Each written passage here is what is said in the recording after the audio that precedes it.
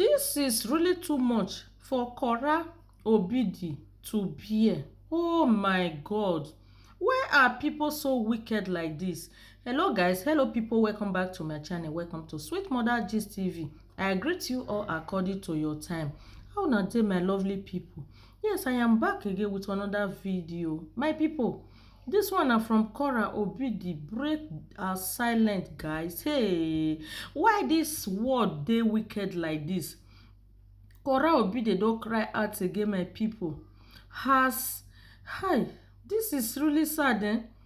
Some people go gang up, go dismonetize her page, her Facebook page.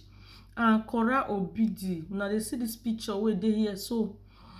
Now this video na Korra just do few hours ago come let us know say Facebook no dey play advert again. Una know say if Facebook get advert before and now advert no dey again, she no go fit dey make money again. Una too do Korra, my people, my fellow Nigerians. Why some of una get this kind heart? Why some of una get evil heart? Una know say Korra Obidi get that 2 children. She no fit work for now.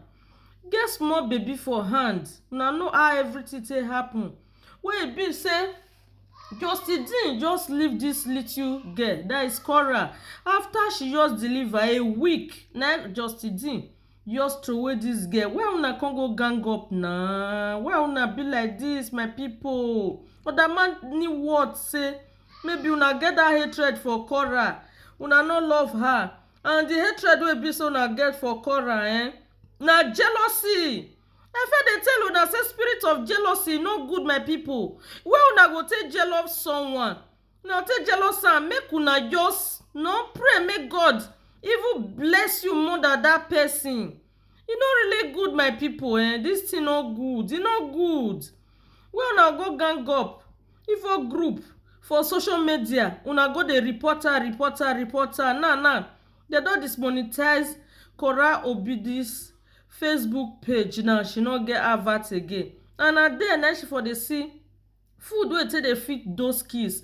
At least una for still pity am na because of the children. Even the Korra sef, I no even dey see say dey talk to una people. A lot of people dey read the saga Korra, that dey bully her. She no even dey come out come dey say poor. You no even dey talk. She just mind her business. Una be say since how many years now? Una dey saga one person, una dey drag her up and down. This is too much, my people, my fellow Africa people, my fellow Nigeria. If Korra na una junior one, una go do this kind thing to her, what una dey do her so?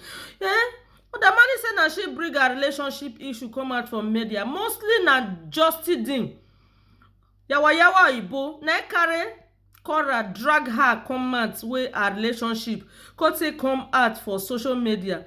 But e don still do now, my people. E don reach when I still take leave this small girl alone. Make una still find another topic what una dey do.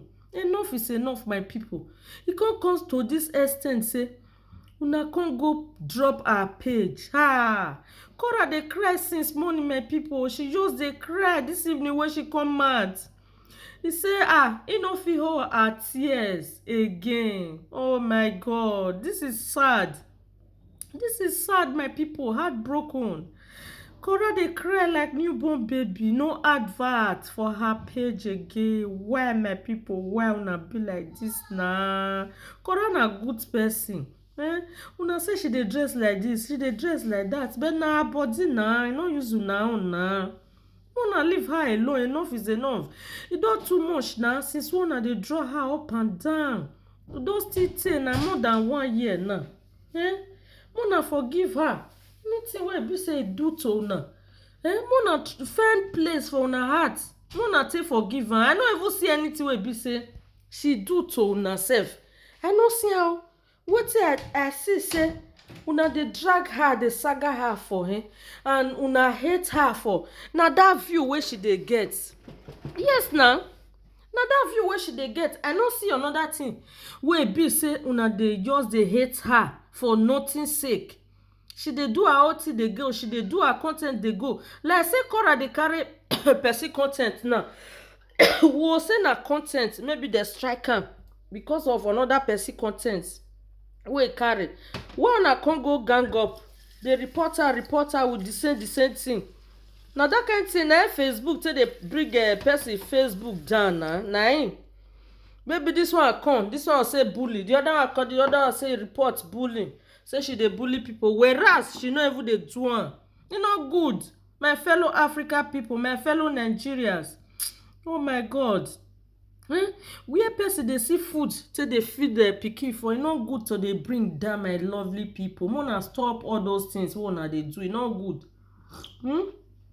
They say person wey no money, e no dey spoil person money. Una understand? I no support una for all those things wey una dey do o. I dey always dey tell una say this thing na evil wey una dey do so.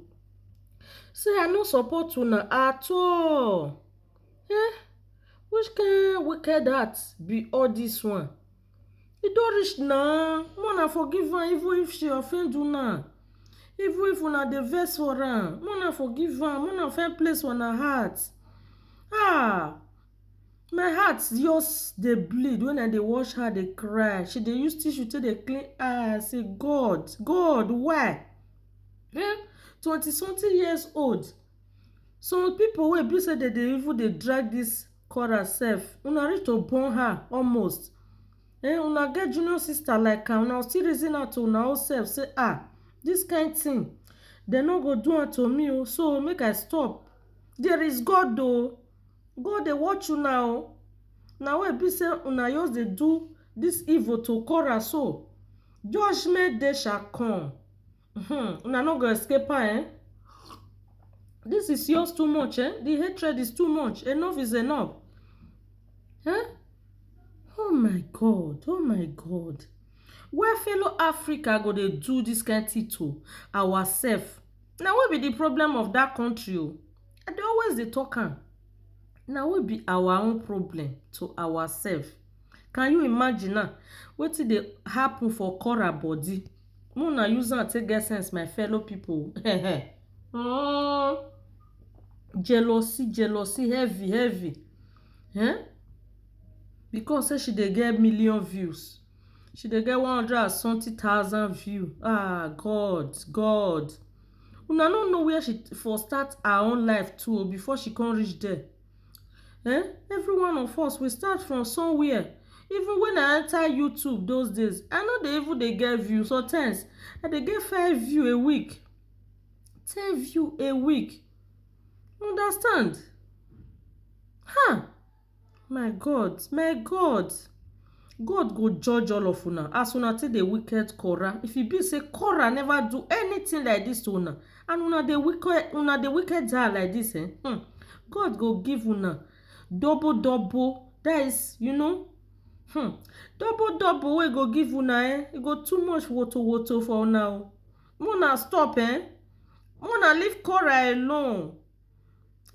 E don too much na. Make una forgive her, make una leave her alone. I use God take beg una. Those of una wey get her matter for mind, wey no wan forgive, that spirit of forgiveness, may God lay im hand on una, make una take forgive her in the name of Jesus. I no pity Korra. I pity her well. I say may I still let una know wetin dey happen to Korra, my lovely people. Thanks so much for watching Sweet Mother Gist TV. Please like and share this video. Also do me a favor, subscribe if you have not done so. God bless you all. See you guys in my next video. Bye guys.